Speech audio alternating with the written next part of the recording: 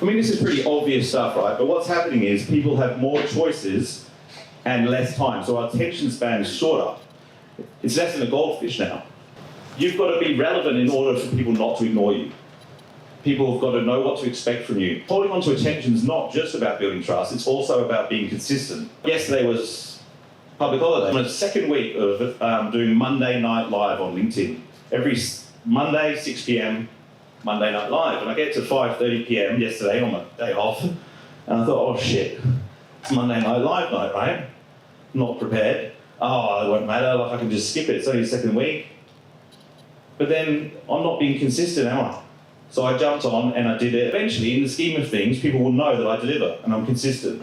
If somebody's posting on social media, what do you think the average engagement rate is? So the engagement means the percentage of people that view the content, that like or comment or share it, so they interact with it some way. 20%. 5? 2? 0.1%. So people are like, oh, you know, if you're not on social media, you're dead in the water. That's true, but you can be on social media and be dead in the water as well. Most people are.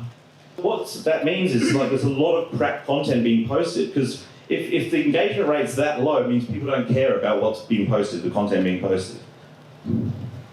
So there's an opportunity, but you've got to be good.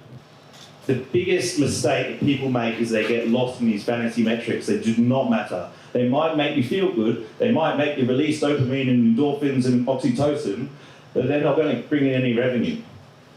The only way that you can do that is by building relationships with your customers.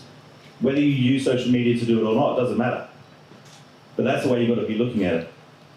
So when people don't know exactly what to do, they'll just log into LinkedIn and they go, oh look, I've got some connection requests. Well, I want to grow my followers, so I like accept, right? And they accept everyone, and they go, oh, you know what? That LinkedIn's full of salespeople and recruiters. Well, if you're just accepting requests from anyone and everyone, who do you think is going to be in your network? It's got nothing to do with LinkedIn, it's just to do with their connections. So if you're proactive, if you target dentists and you don't accept and reject people, you don't be reactive, you're proactive, and you put in the search bar in a title, dentist, and then you put Perth, and then you put second degree connections so they know the same people you do. And then you send them customized connection requests saying, hey, I've had a look at your profile, I can see you're a dentist, I'm interested in learning more about what you do, let's connect. When he gets 500 connections, they're all in his target audience. And so when you post content about how dentists can get more customers or whatever it may be, he's getting real feedback from his target audience. And if they don't get engagement, he can just message some of these guys, catch up a coffee and say, hey, my content's not getting any engagement, what am I doing wrong? What do you want to hear about? And in that way, social media can be really effective. This way, it's a waste of time. In order to be successful in business, being successful has to be more important to you than looking successful. Otherwise, you won't be successful. It'll always get in the way because you'll make that decision for the short term or for the vanity, and it'll affect your business because you have to think long term in business. It's the only way to survive. 95% of people don't survive 10 years in business. Okay, permission marketing. Delivering anticipated, personal, and relevant messages that people want to get. So I'm just going to highlight a few of these words. Anticipated, personal, relevant messages that people want to get. In order to do any of permission marketing, you need to give a shit, right? You need to care about something other than yourself in order to be successful. I believe that we spend half of our time awake crafting stories and the rest of the time consuming them. That's all we do. It's pretty much all we've done since we were born, I believe. There's a lot more to storytelling than just words. Okay, now how do we apply this in business? So you can tell a lot of stories about yourself, or you can tell them about your customers, because a lot of us are already, established in business. This is one of my customers. This guy started an electric bike startup, and he wanted to raise some money on LinkedIn. So pretty cool story. So he raised $1 million in 6 weeks, I believe it was. Now, it wasn't all through LinkedIn, but I was a part of it, So let's celebrate the success, right? So this is what my content looked like. You probably can't read it, so I'll read it out to you. Go team. I was sitting in the boardroom with my good friend Ez Chandra at the Glide Agency headquarters when Julian Illich told me his plan to raise $1 million in 3 weeks. So I've already tagged 2 people that were involved in the deal and a company. That's a relevant tag. That's a way to get engagement without joining an engagement pod by being relevant. I thought to myself, this guy's either lost his marbles or he is an entrepreneurial genius. So you see what I've done there with the storytelling? It's like you set the scene and then there's a challenge, right? So I thought to myself, either he's lost his marbles or he's a genius. Either way I was in. So you're building a bit of suspense. Like, this is what a marketing dream team looks like when they're celebrating 1,067,000 blah, blah, blah, raised. Congratulations to the entire camp at Tinder Rise and all the investors that decided to join the Tinder family. Fantastic to be a part of the journey. This is just the beginning, we did it. So that post went viral on LinkedIn, well, what I would call viral, went bananas. And that's just us celebrating after he raised his $1 million. It's a crowdfunding campaign, so there was a time frame on it. And the amount of private messages, like, can you imagine the amount of private messages I would have got from people that are trying to raise money from that post? Was this post about me? Not really, was it? It was about my customer. Do you know? So my customer got a article in the West Australian, I think it was, and another publication off the back of this post as well. So it's like a win-win. Help my client, and it helped me. Telling stories about your clients is the best way to get more customers on social media. So in Melbourne, I don't know if this happens in Perth actually, because I'm getting older now, I've only been in Perth for a year.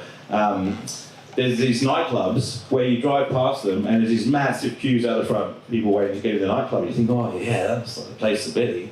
So you get dressed up and you go you go down to this nightclub and you queue up for an hour and a half and you get inside and there's no one in there.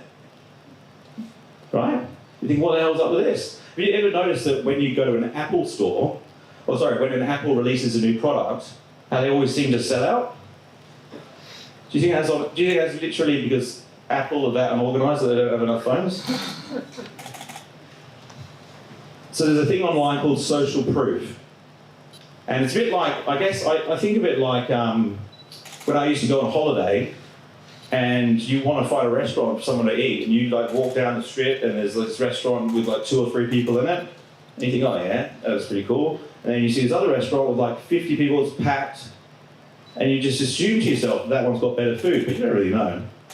These days that's happening online because you've got, I don't know if they still call it Urban Spoon, but TripAdvisor and Google reviews and all that kind of stuff. You don't need to go walk down the street anymore. And exactly the same thing's happening with your brand. There's all these sales coaches out there telling people that the first impression that you make when you meet somebody is more important than anything. The first 7 seconds when you meet them. Well, I hate to say it, but the first 7 seconds is not happening face to face.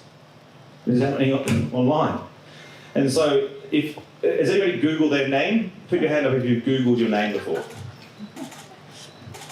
Okay, no. All the time. See, I used to ask that question and no one put their hand up, but now a lot more people do. You have to be in control of your reputation online. It's so important. Because if somebody's Googling your name, it means that they are actually a little bit further down the customer journey than awareness. And you don't want to lose people when they're further down the customer journey. If somebody's considering buying from you, I had this cosmetic surgeon, I won't mention his name, but I had a client who was a cosmetic surgeon who misplaced a woman's nipple. I'm not joking, this is the language he used, misplaced, like I put it in the wrong spot, right? So this woman went to town on him online, and he was not getting no business. Because they'd come and they'd book him the surgery, and then just before they were about to have the operation, they'd Google his name. And they'd see all this stuff, and it completely ruined his business. We managed to help him out, but like, it's imperative. And what shows up number 1 in the search results when you Google someone's name generally? Social media. What's that? Active views. Their social media. Well, yeah, the negative stuff gets more traction on social media, absolutely. So you really need to be proactive. Like, you may not have any problems at the moment, but you need to be proactive so that when they pop up, that you're prepared for it, because negativity gets a lot of traction on social media. Very easy to get people to buy in because they've all got cortisol running around their head. So, social media sites, right, they've got more people on them, they've got more backlinks, they've got more content being updated all the time. So lots of them, Google thinks they're the most relevant pieces of information. If you Google somebody's name, you're going to see their social media profiles on top. And so, like LinkedIn, like these sales managers or B2B business owners who have got LinkedIn profiles which are like neglected or are just a version of their CV, and they're literally showing up #1 in the search results when people search for them. And they don't bother with it. They spend $50,000 on their website, and they don't even look at their LinkedIn profile. They don't realise how much business they're losing because of that. If there's anyone in the room, let's just test my theory, has anyone in the room ever bought anything of a salesperson because a salesperson gave you a copy of their CV? Meaning that I think actually it could be the most boring piece of content that you could give a prospect or a potential buyer. So if your LinkedIn profile looks like a CV and you're in sales or client-facing role, it really needs to be updated. It needs to be like a website, but your personal website. It needs to be written in customer-centric language. It's not about you anymore. It's about the customer. What's the problem that they're going to identify with? Because they're not going to identify with the solution. If they knew what the solution was, they would have solved the fucking problem. Am I right? So,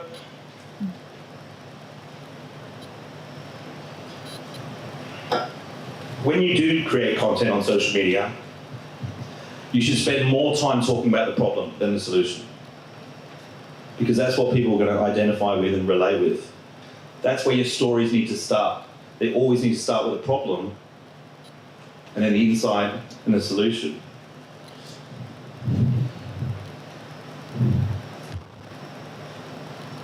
Hands up who plans their content in advance on social media and the people that post. Awesome. I know on LinkedIn in particular, it's very rare that people do. I know on Instagram it's a bit more common. But it baffles me, like, on what planet is it going to be better if you just think about it on the day? So, like, it just goes to show that people just don't really know what they're doing, right? So if you post what you're feeding on the day, it's not going to be about the customer, because it's always going to be about you. It's going to be rushed. It's a selfish way to market. It's an impatient way to market. And so this is what we call a content calendar. It's not complicated. Like, I offer this as a free download to people. It's not complicated. It just says, we're going to post video 1 on Wednesday, image 1 on Friday. Next week, we're going to do video 2 on Tuesday. And those videos connect to content pillars. So the way that I generally work with a client is we'll have 3 content pillars. And they don't necessarily have to be about anything about their business, because we're just trying to create relatable content so we can get 25 impressions so that people relate to them enough to trust them and want to buy from them over somebody else. So you could be a hairdresser, and one of your pillars could be relationships, or movies, or golf. It doesn't matter, as long as you feel like you've got enough value to provide that you'll be able to relate to someone. You don't have to relate to everyone. In fact, you don't want to relate to everyone. When you start saying no to clients is when I know you're on the right track. Niching is the most powerful thing you can possibly do on social media. Your content must be remarkable. So what I mean by remarkable is, imagine, has anyone heard of the book Purple Cow?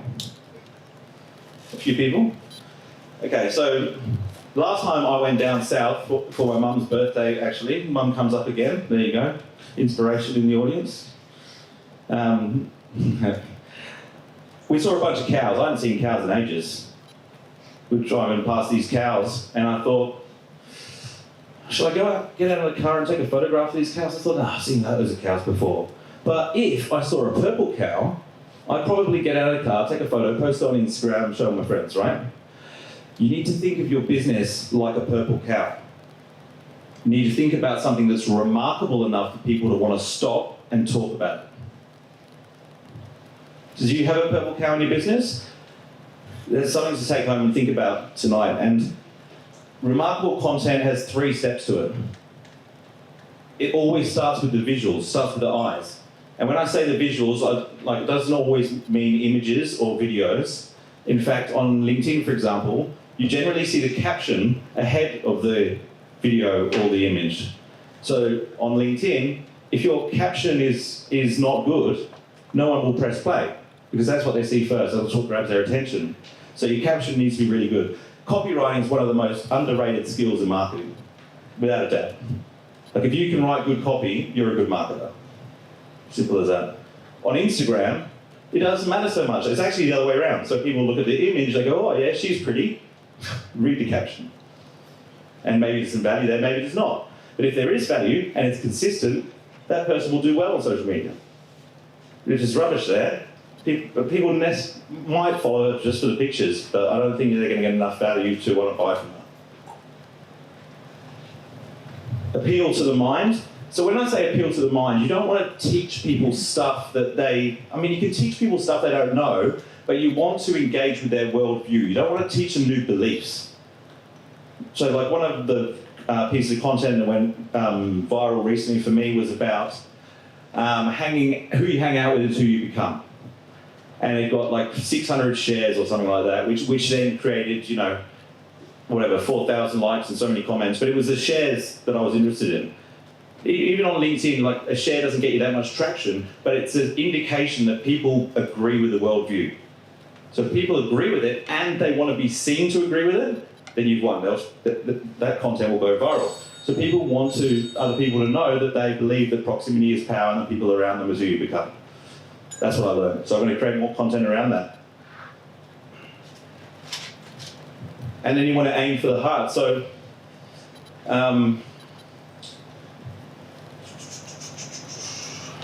think of an example.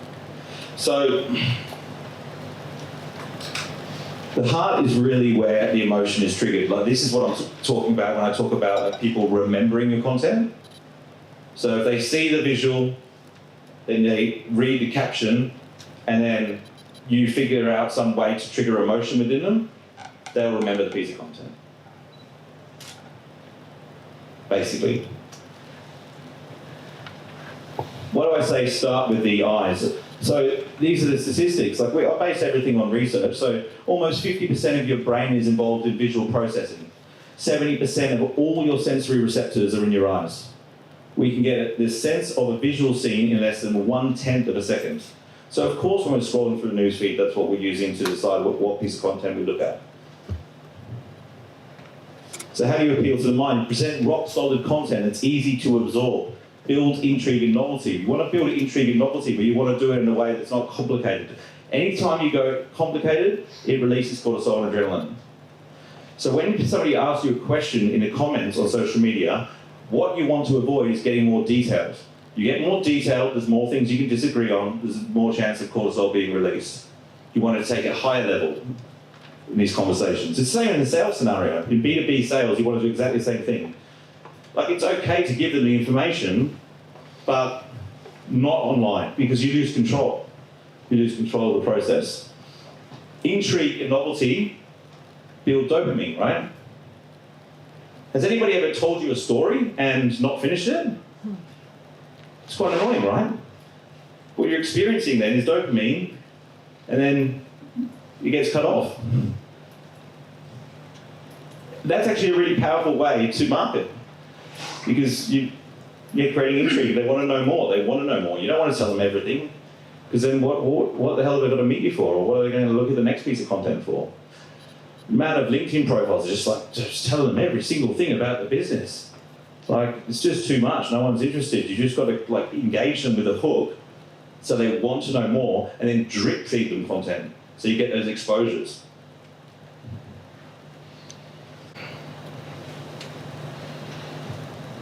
Common human experiences and emotions, again, you don't want to be too complicated with it. I think people get creative, like they've got to reinvent the wheel or something, and you really don't. The story doesn't even have to be, about you, like it doesn't even have to be about your customer necessarily. It could be about anything. It could be about a TV show, it could be about someone else you have say a story. It doesn't even have to be true, really, like it doesn't, for it to engage people. I would be open about that, of course, but like it doesn't have to be true. Like there's a guy called, what's his name, the motivational speaker who talks about the guru and takes the guy that wants to be successful to the beach, and he puts his head underwater and he said, what do you feel like? What is it? Eric Thomas. Awesome story. You know, this guy wants to be successful, so he takes him to the beach, he puts his head under the water, so he can't breathe. And he said, what do you want to do when you're under the water? He said, breathe. He goes, when you want to be successful, as much as you wanted to breathe, you'll be successful. I don't think that's a true story.